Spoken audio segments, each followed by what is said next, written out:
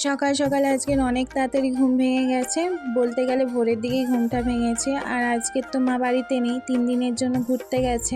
মা আসবে একদম সোমবার হচ্ছে সকাল 10টার দিকে ঢুকবে বাড়িতে, তাই জন্য আমাকে সব কাজ করতে হবে। আর মা থাকলে একটু ল্যাদ খাই, টুকিটাকি কাজে হেল্প করে দিই।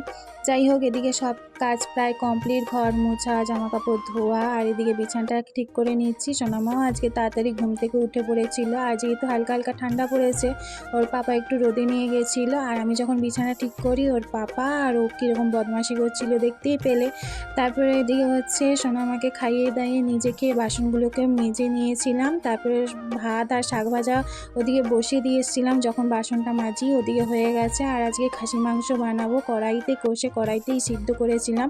রান্না প্রায় শেষের দিকে, রান্না হয়ে গেছে। তারপর স্নান করে নিয়েছি, এখন দুপুরের ভাত খেয়ে নেবো। যাই হোক, খাওয়া দাওয়া কমপ্লিট করি।